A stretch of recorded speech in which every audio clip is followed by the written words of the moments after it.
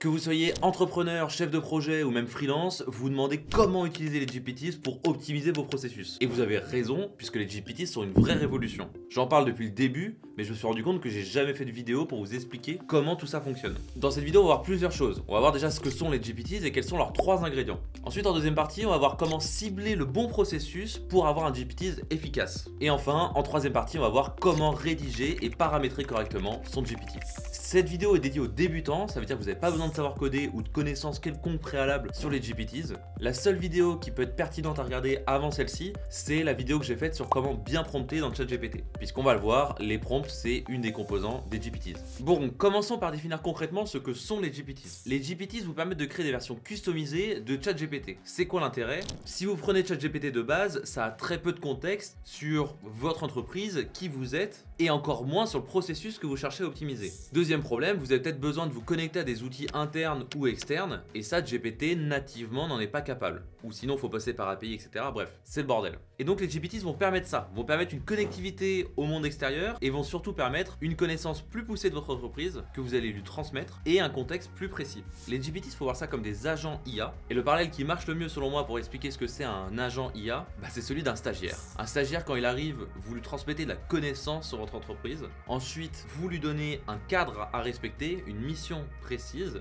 et en fonction de ce que vous voulez faire, vous allez lui donner des actions possibles au sein de votre entreprise, que ce soit d'aller discuter à d'autres collaborateurs, se connecter sur l'outil interne, etc. Et là, vous voyez les 3 ingrédients du prompt, et je vais rentrer en détail dans chacun d'entre eux juste après, mais le premier, c'est les instructions de base que vous allez lui donner. Le deuxième, c'est la connaissance que vous allez lui donner.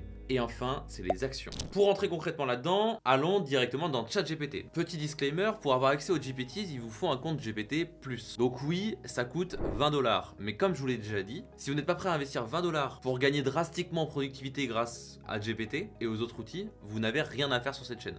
Donc, pour accéder aux GPTs, c'est assez simple. Il vous suffit de cliquer sur Explore GPTs à gauche. Là, vous avez une marketplace de GPTs qui peut vous intéresser. Donc c'est des GPTs créés par la communauté ou par OpenAI directement. Mais là, je vous laisserai regarder par vous-même, il y a plein de choses marrantes. Mais là, ce qui va nous intéresser, c'est de créer notre propre GPT. Et donc, où se retrouvent les 3 fameux ingrédients dont je vous parlais? Et ils se retrouvent ici, ils se retrouvent ici, et ils se retrouvent ici. Donc on voit, on a les instructions, la base de connaissances qu'on peut lui donner et les actions qu'il va pouvoir performer. Et donc là vous voyez qu'il y a d'autres éléments dont je ne vous ai pas parlé. Pourquoi? Parce que c'est pas du tout des composantes principales d'un GPT. Mais je vous les explique dans les grandes lignes. Votre GPT il a un nom, il a une description qui explique ce que ça fait. Il peut avoir des façons de démarrer une conversation et il a des capacités. Ça par contre c'est intéressant. Vous allez pouvoir activer ou désactiver le fait de pouvoir naviguer sur internet, le fait de pouvoir générer des images avec DALL-E, donc c'est le Midjourney version OpenAI, et vous allez pouvoir lui donner accès au code interpréteur. Le code interpréteur c'est quoi? C'est quelque chose qui va permettre d'analyser du code, notamment comme son nom peut l'indiquer, mais c'est aussi quelque chose qui va pouvoir ouvrir des fichiers type CSV, Excel, etc. et les analyser.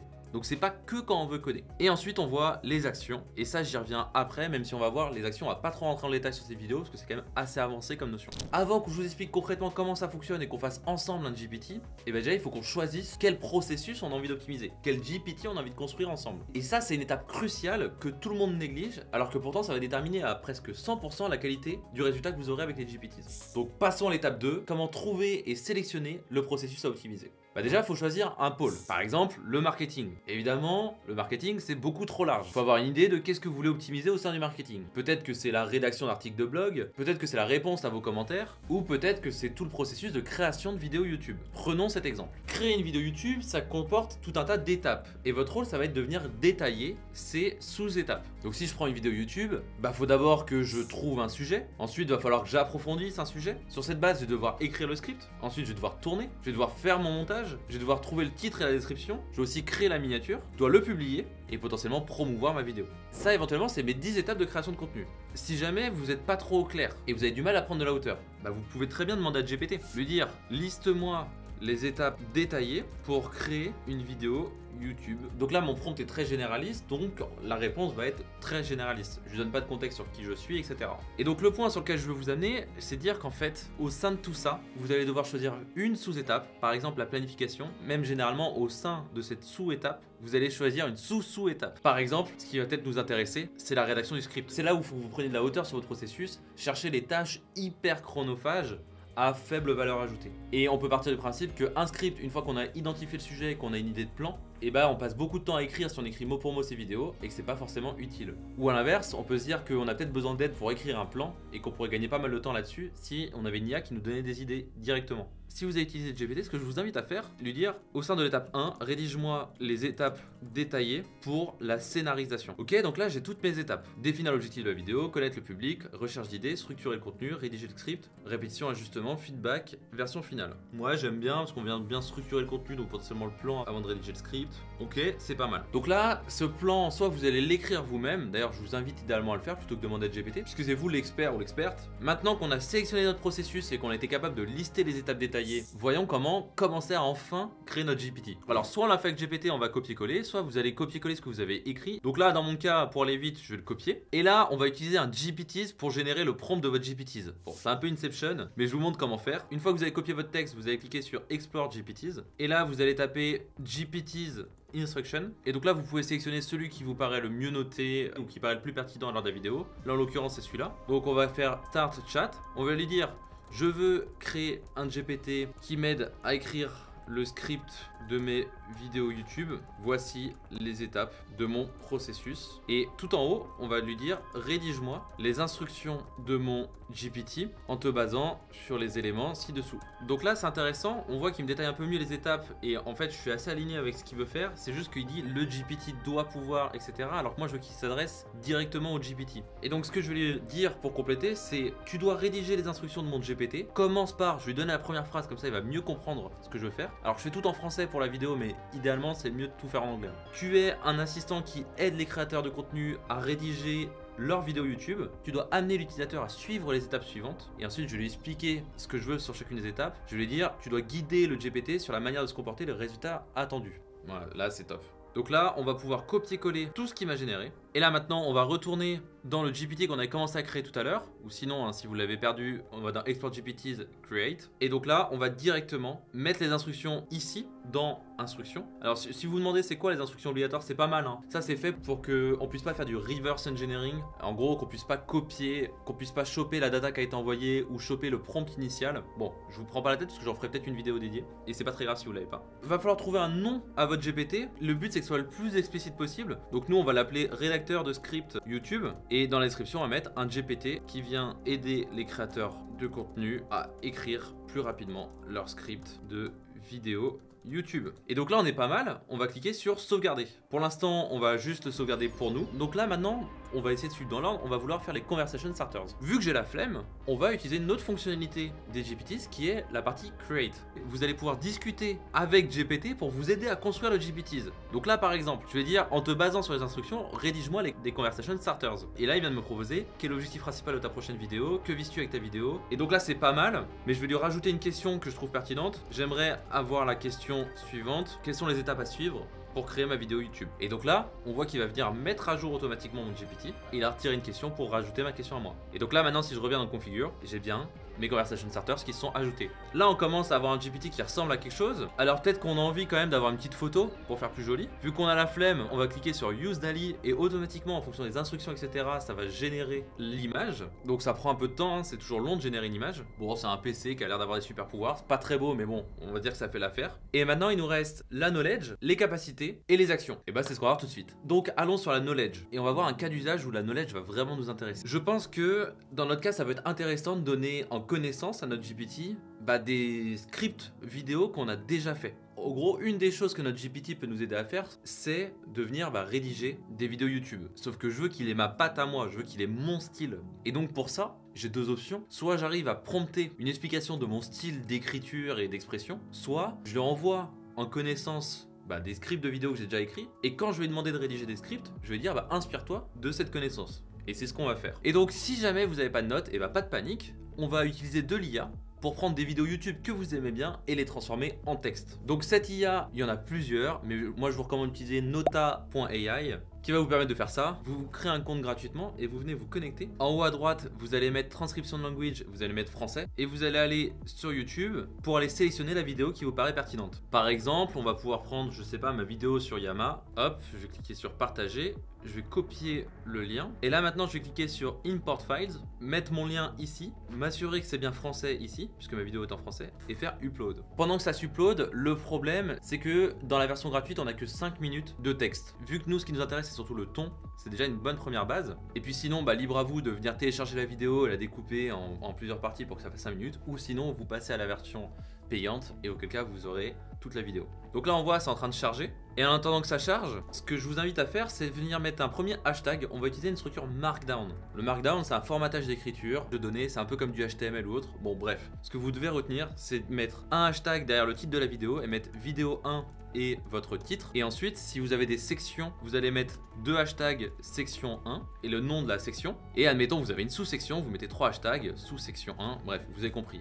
Et ensuite, vous allez venir mettre votre texte en dessous de chacune de ces sections. Donc là, c'est bon, ça finit pour Yama. Donc là, je vois mon transcript. Donc ce que je vais faire, c'est que je vais cliquer en haut à gauche de la lettre du premier mot. Je vais descendre jusqu'à là où je peux, appuyer sur Shift, cliquer en bas à droite du dernier caractère. Et là, je vais cliquer sur Copie. Et maintenant, je vais aller dans mon document. Je vais venir juste en dessous de mon titre. Je vais supprimer tout ça et venir faire Command Shift V pour coller. Je vais venir prendre mon titre, le copier, le mettre ici. Et là, maintenant, je vais faire le boulot juste de dire qu'est-ce qu'est une introduction, qu'est-ce qu'est une section. Donc ça, typiquement, je vais mettre introduction. Bon, là, je vois quand même, il y a un truc qui me dérange, c'est qu'il dit Yama et pas Yama, donc il va pas trop comprendre. Bon, j'ai la flemme de le changer partout, donc là, je vais utiliser une fonctionnalité Google Doc. Je vais faire commande F parce que je suis sur Mac, sinon c'est CTRL F. Là, je vais venir taper Yama. Je vais cliquer sur les 3 petits points. Et là, Yama, maintenant, je vais mettre remplacé par Yama bien écrit. Et là, je vais faire tout remplacer. Comme par magie, j'ai bien Yama partout. Je vais pas aller trop loin dans le cleanage, enfin dans le fait de cleaner les données. Vous, je vous invite à bien le faire si c'est pour vous. Je vais juste bien mettre mes sections. Ici, c'est la section 2. Installer Yama. Et donc là, on voit que c'est pas fini. Et donc, c'est pas grave.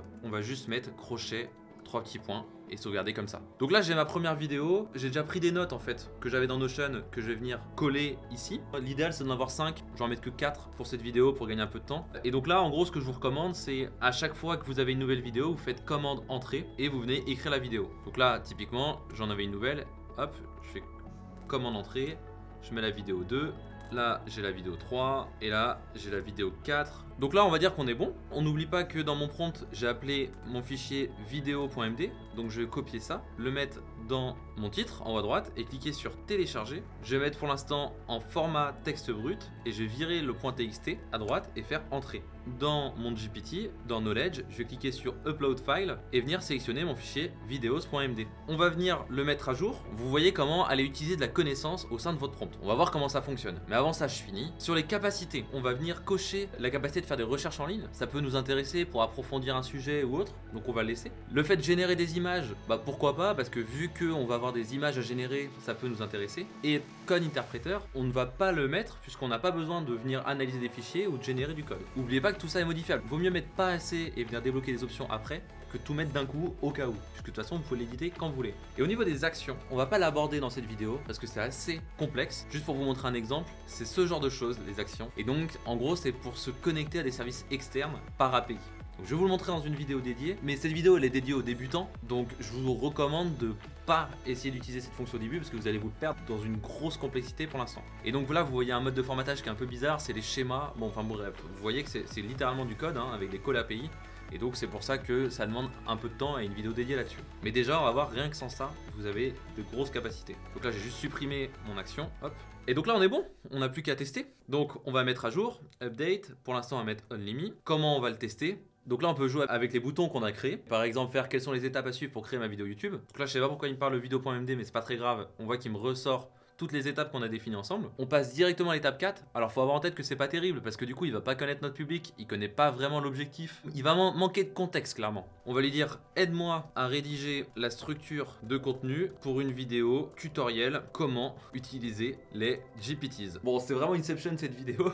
Au moins ça va nous permettre de voir à quel point c'est cohérent. Et là on va voir ce qu'il me dit. Et donc là on voit qu'il cherche sa knowledge. Donc il est littéralement en train de lire le fichier que je lui ai donné. Et là justement il va dire bon bah en utilisant la structure de la vidéo de ton tutoriel sur Yama 2. Et là on voit qu'il a pris la vidéo la plus pertinente. Je suis pas rentré dans les détails tout à l'heure, mais il y a des vidéos que j'ai envoyées qui sont pas du tout des tutoriels. Il a pris la meilleure et il a fait une structure qui franchement marche très bien, je trouve. Une petite intro pour expliquer ce que c'est les GPT. Ce qui est intéressant, c'est que je suis pas sûr qu'il sait ce que c'est les GPTs, auquel cas il aurait fallu que je lui envoie de la connaissance, ou je pourrais lui demander de faire une recherche sur internet des GPTs. Je vais vous montrer ça juste après. Admettons que la structure elle me convient, je vais dire bah utilise-moi cette structure, rédige-moi le script de la vidéo pour une longueur minimum de 2000 tokens. Pourquoi je dis 2000 tokens? C'est pour qu'il comprenne qu'il doit avoir une certaine longueur, parce que sinon il risque d'être très court. En ayant en tête que un token c'est théoriquement 4 caractères, donc là je lui demande 8000 caractères, il le fera jamais parce que GPT est très mauvais à comprendre le nombre de caractères qu'il est en train d'écrire. Pour l'instant, ça va s'améliorer mais pour l'instant.